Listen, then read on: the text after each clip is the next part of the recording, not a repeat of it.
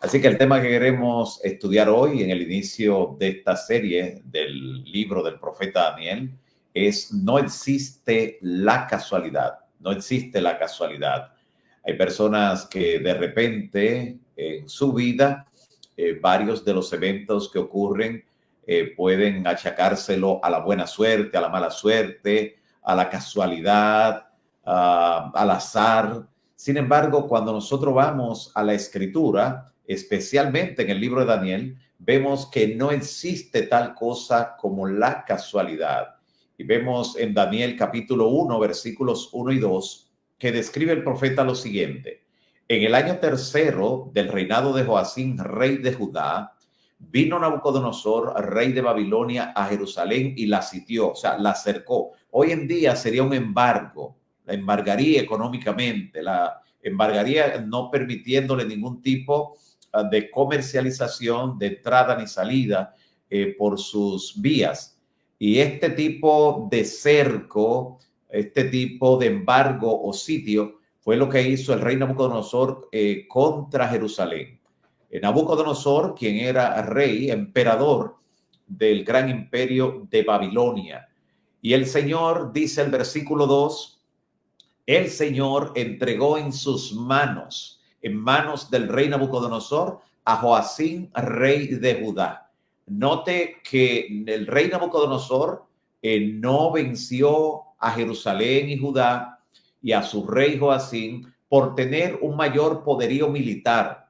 No fue por tener una mejor estrategia. No fue por tener la mejor idea con la cual atacar a esta nación, donde estaban concentrados los hijos e hijas de Dios que formaban parte del remanente fiel en aquel entonces, y que todo esto, claro, se debía a una apostasía que tenía la mayor parte del pueblo desviado del camino de Dios, sino que la razón por la que cae Jerusalén, por la que cae Judá en el año tercero del reinado de Joacín, que es la fecha que nos da el profeta, es porque el Señor, porque Jehová entregó en sus manos a Joacín, rey de Judá, y parte de los utensilios de la casa de Dios. Y más interesante aún es esa declaración, no solo de que entregó en sus manos para que finalmente venciera, para que obtuviera la victoria en esta batalla, para dar una lección, para hacer de alguna manera un juicio, una medida disciplinaria contra su pueblo allí en Jerusalén, sino que le entregó también parte de los utensilios de la casa de Jehová. ¿Por qué esa especificación? ¿Por qué parte? ¿Por qué no todo lo que estaba en la casa de Jehová? Si finalmente hasta la destruyeron, la dejaron en ruinas, ¿por qué parte?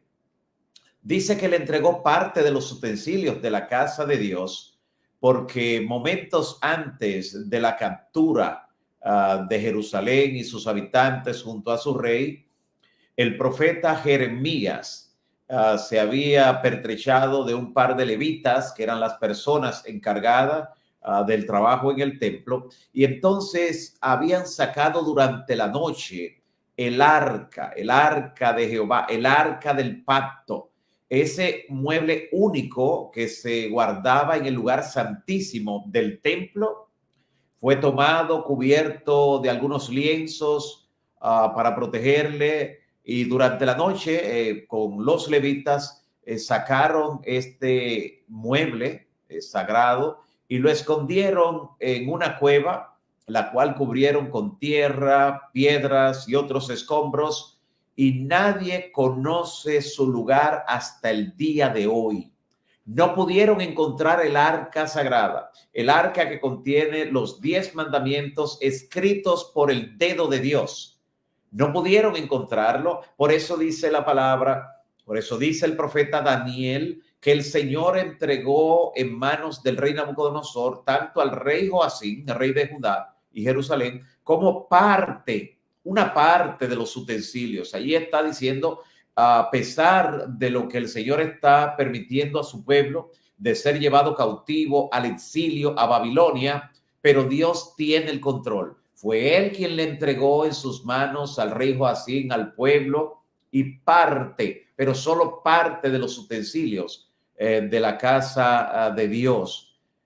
El arca ha sido desde entonces un motivo de especulaciones, de expediciones, de aventuras buscándola. Incluso en las últimas tal vez 4 o 5 décadas ha sido famosísima para algunas generaciones la película de Indiana Jones, Buscando el Arca.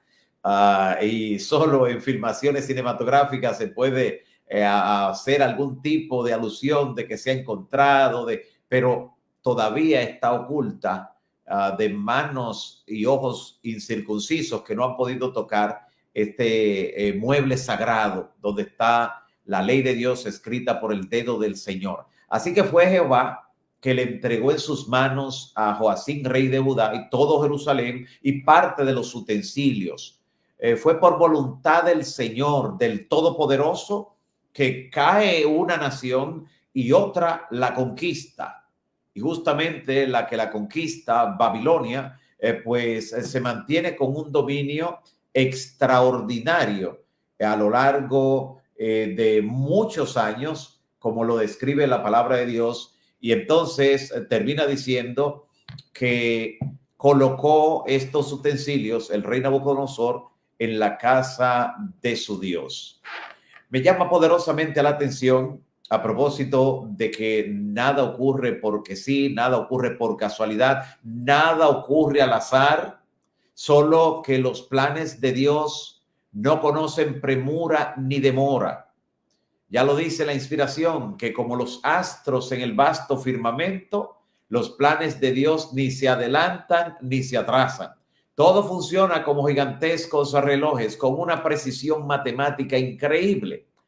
Y en el libro Profetas y Reyes, un libro interesantísimo, libro Profetas y Reyes, en la página 366, con relación a esto de que nada ocurre por casualidad, no existe la casualidad, dice lo siguiente, esta cita quiero compartir con ustedes también, dice así: en los anales de la historia humana, el desarrollo de las naciones, el nacimiento y caída de los imperios, parecen, y no pase por alto este verbo, parecen depender de la voluntad y las proezas de los hombres. Cuando vemos en la historia personajes como Gengis Khan, Attila, Napoleón Bonaparte, Adolfo Hitler, quién sabe cuántos más, y vemos las hazañas que protagonizaron en sus momentos, podríamos llegar a pensar, como dice esta cita del libro Profetas y Reyes, de que ese nacimiento y caída de imperios, de ejércitos, depende o dependería de la voluntad y las proezas de esos hombres. Y entonces comenta la cita diciendo, y en cierta medida los acontecimientos se dirían determinados por el poder, la ambición y los caprichos de esos hombres.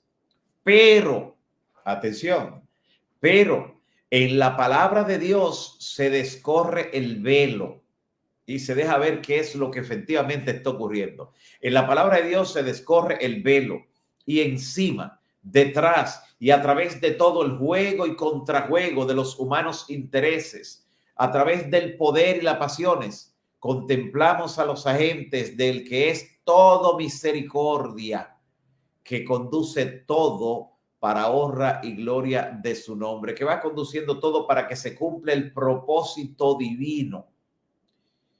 Note cuán acertada es la declaración cuando dice que podemos contemplar, cuando se descorre el velo en la palabra de Dios, podemos contemplar a esos agentes del que es todo misericordia, a los agentes del Todopoderoso. Está refiriéndose a los ángeles que cumplen en forma paciente pero fiel lo que son sus designios. No existe la casualidad, nada ocurre porque sí.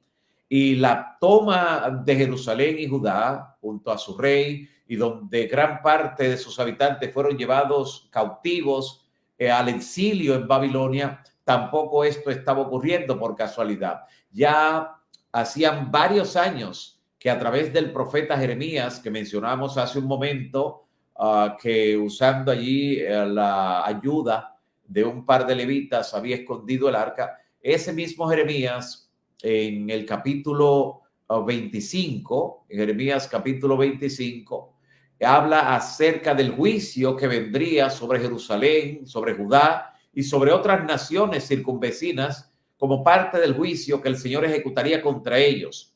Y Dios, para que entiendan que Él mantiene el control, que no es nada casual, que no se le han escapado de sus manos los asuntos aquí de la tierra, le dice que durarían 70 años en el cautiverio. Y exactamente eso es lo que ocurre, según vamos a ver más adelante. Ahora, no solo en el libro de Daniel, en el Nuevo Testamento, haciendo un paréntesis, especialmente en el Evangelio según Lucas, nosotros vemos cómo para introducir el ministerio de Cristo, su nacimiento, su vida, su obra, primero se narra la historia secular, mostrando cómo Dios la dirige para el cumplimiento de sus designios. Eso es lo que hace Lucas capítulo 3, especialmente los primeros versículos. Allí dice el Evangelio que en el año 15 del imperio de Tiberio César, note cómo está dando fecha, un contexto sociopolítico, lo mismo que hizo Daniel en el capítulo 1, los versículos 1 y 2. Y aquí describe, en el año 15 del imperio de Tiberio César, siendo gobernador de Judea Poncio Pilato y Herodes, tetrarca de Galilea, y su hermano Felipe, tetrarca de Iturea y de la provincia de Traconite y Lisanias, tetrarca de Abilinia, Lisanias, tetrarca de Abilinia, y siendo sumos sacerdotes Anás y Caifás, vino palabra de Dios a Juan, hijo de Zacarías, el cual se encontraba, ustedes saben, en el desierto, allí en el Jordán. Pero vea qué interesante, cuántos detalles.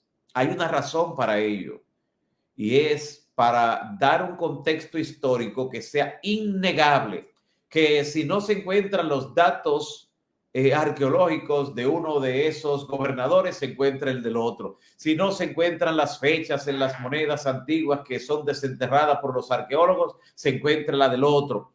Que si no aparece en un registro histórico, se confirme en el otro. Pero la Biblia abunda en detalles para darnos a entender que no se trata de una leyenda, no se trata de una fábula, se trata de un evento histórico comprobable en todo el sentido de la palabra. Y entonces justamente en ese contexto se narra el nacimiento de Jesús. Y se narra el nacimiento de Jesús en una forma interesante, porque indica que como el Señor Jesús tenía que nacer específicamente en la ciudad de David, como tenía que nacer allá y no se encontraba en ese lugar, entonces allí justamente es donde se promulga un edicto, un decreto para que todo el mundo sea empadronado, un censo demográfico, un censo estadístico. Así que llama la atención que cuando esto ocurre es justamente para provocar que cada persona se traslade a su lugar de origen.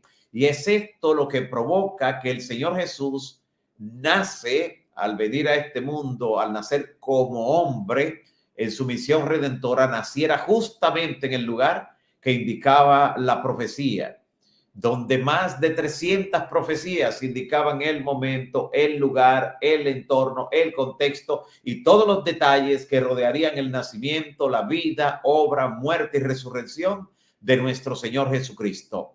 Así que de esta forma, en el Nuevo Testamento también podemos ver cómo el Señor se sirve de la historia para mostrar que Él está al control de aquellas cosas que parecen depender de los humanos intereses, de sus ambiciones, de su poderío, de su capacidad, pero todo ocurre porque Dios está al control, está al timón, como describe la Escritura. Y en Daniel capítulo 1, retornando al libro del profeta Daniel, vemos a 4 de esos jovencitos hebreos que son llevados a la deportación, que se mantienen fieles a Dios porque deciden no comer de la carne ni beber del vino de Babilonia. Y esto es interesante porque llega el momento cuando el vino de Babilonia en la profecía representa las falsas creencias, las falsas doctrinas con las cuales dará a beber a todas las naciones. Y ya claro que llegaremos justamente a esa aplicación durante el estudio de esta semana. Pero aquí vemos cómo de entrada estos jóvenes son probados en un área muy interesante. Son probados en el área del apetito. Y podemos recordar cómo el pecado entró justamente por una tentación en el área del apetito. La que primero comió del fruto prohibido fue Eva. Y justamente la Biblia da detalles cuando describe que ella vio que el fruto del árbol era bueno para comer, codiciable a la vista. Así que el apetito la venció. Pero justamente en esa área del apetito fue donde el Señor Jesús venció, y no estando en un huerto, en un jardín lleno de frutos. No, estaba en el desierto, en un ambiente totalmente opuesto. Allí el Señor Jesús obtuvo la victoria que nuestros primeros padres no pudieron obtener. Donde ellos fallaron, Jesús venció. Donde el primer Adán cae en pecado, nuestro Señor Jesús, el segundo Adán, pues obtiene una victoria demoledora sobre el enemigo y sobre las tentaciones que le presenta, incluyendo la primera, que tenía que ser justamente en el apetito. Esto nos va a dar algunos detalles interesantes más adelante, porque el Señor Jesús, cuando habla acerca de los días finales de la historia, el Señor Jesús los compara con los días antes del diluvio. Jesús dice, como fue en los días de Noé, así será la venida del Hijo del Hombre. Y entonces él pasa a expresar cómo fue en los días de Noé. Dice, porque antes del diluvio estaban comiendo y bebiendo. O sea, estaban dominados por el apetito. No se está refiriendo al acto de comer y beber como suplir una necesidad biológica. No, no. Está hablando de un desorden en la sociedad donde le estaban dando la primacía justamente al apetito. El apetito en todos los órdenes. Porque eso podemos verlo también en lo que se refiere al apetito carnal. Por eso no solo dice comiendo y bebiendo, sino también casándose y dando en casamiento. Así que de manera interesante, justamente donde muchos fracasan y fracasarán también en la recta final de la historia, a menos que se aferren del poder de Cristo, pues en esa área justamente donde tantos seres humanos son débiles, ahí fue donde Daniel, Ananías, Misael y Azarías, los 4 jóvenes hebreos en Babilonia, obtuvieron la primera victoria. Y fue una victoria demoledora. Este capítulo primero del libro de Daniel concluye describiendo que por ellos mantenerse fieles a Dios, por no beber del vino de Babilonia, se le dio más sabiduría, una capacidad intelectual que no fue tampoco un acto casual, sino que fue el producto de la siembra y la cosecha. En Gálatas 6:7 ya dijo el apóstol Pablo que de Dios nadie se burla, o como dicen algunas versiones, Dios no puede ser burlado. Todo lo que el hombre sembrare, eso también segará. Estos jóvenes sembraron para cosechar ese fruto. Su capacidad de entendimiento, de interpretación, fue mucho mayor por colocarse en el contexto donde el Espíritu Santo podía utilizarlo al mantenerse fieles. 10 veces mayor fue la capacidad que se encontró en ellos cuando fueron finalmente examinados por mantenerse puros, por no tomar del vino de Babilonia. En la parte final de la historia, solo aquellos que no beban del vino de Babilonia tendrán la capacidad de interpretar los tiempos y las profecías de acuerdo a lo que presenta la palabra de Dios. Pero no solo en el capítulo primero de Daniel, en Daniel 2 vemos que como esos jóvenes se negaron a beber del vino de Babilonia, Dios le dio un entendimiento superior para comprender las profecías. Y lo mismo ocurre también en el tiempo del fin. Solo Daniel y sus compañeros pudieron recibir la revelación de Dios. Estaban en un ambiente y un contexto espiritual donde la gracia de Dios pudo utilizarlo en una forma extraordinaria. Nada ocurre por casualidad, no existe la casualidad. Y en la vida de los hijos e hijas de Dios, el plan que Dios ha trazado se cumple de manera maravillosa. Vemos eso no solo en la vida de Daniel y sus compañeros. Tenemos en la Biblia una gran cantidad de ejemplos que son el reflejo de lo que hoy ocurre en la vida de aquellos que se colocan en las manos del Todopoderoso. Uno de esos ejemplos es la vida de José, otro joven que también llega al exilio, que llega a una tierra extraña. Daniel fue deportado, de repente se encuentra rodeado por otra cultura, se encuentra rodeado por personas que ya lo miran en una forma diferente porque él no es de ahí. Pero como él decide colocar a Dios en primer lugar, un día ellos tendrán justamente, esos que ahora lo miran en una forma diferente, tendrán que ver la bendición de Dios que se derrama sobre él. Lo mismo ocurrió con José, que fue llevado como esclavo, vendido como esclavo a Egipto y llegó a ser el gobernador de Egipto. Y nada de lo que ocurre en la vida de José es casual. Ni siquiera cuando el Señor le permite a sus hermanos venderlo, porque Dios no solo actúa de manera directa, sino que también muchas veces permite, en su voluntad, permite algunas cosas para lograr su propósito, para sacar un potencial de aquello donde el enemigo quería hacer algún daño a alguno de los hijos de Dios o a su pueblo en sentido general.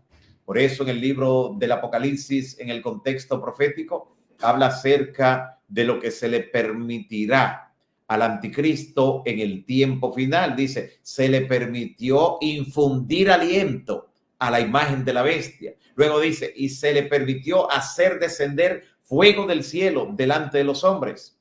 Note cómo todas estas profecías que todavía están en el futuro cercano, todas hablan de que el enemigo va a actuar, pero porque Dios le va a permitir algo en alguna área específica. ¿Y para qué le permitirá el Señor esto?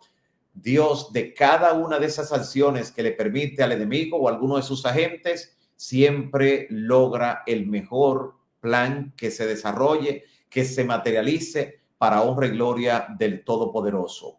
Así que, hermano y amigo, quiero que quedes con la certeza de que así como en las naciones, en el pueblo de Dios, en tu vida, nada ocurre por casualidad. Aún los errores que has cometido, una vez colocado tú en las manos de Dios, de ellos Dios puede sacar el mejor resultado, como podemos ver en la vida de los grandes héroes de la Biblia, que no fueron infalibles, que cometieron grandes errores, como David, y aún de ese error pudimos ver cómo el Señor luego saca no solo una gran lección, sino que el Señor saca un producto que glorifica su nombre. Que Dios te bendiga en esta hora.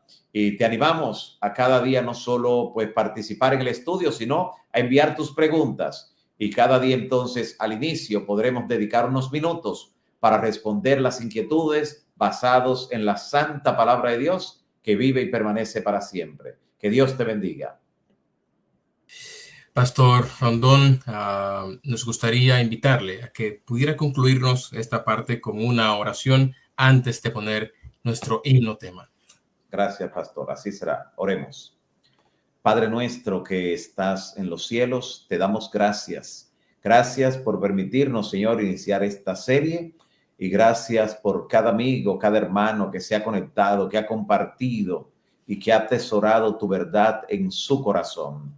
Que tu Santo Espíritu nos llene de esa convicción que donde estamos, en lo que hacemos, con quienes estamos, nada es casual y que tú, Señor, vas a desarrollar tu propósito en nosotros a pesar de cualquier circunstancia, a pesar de cualquier amenaza, a pesar de cualquier entorno.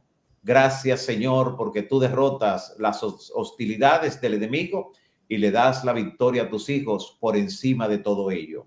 Danos un resto de tarde, noche feliz y en comunión contigo. Y mañana tócanos una vez más al escuchar tu palabra. En el nombre de Jesús.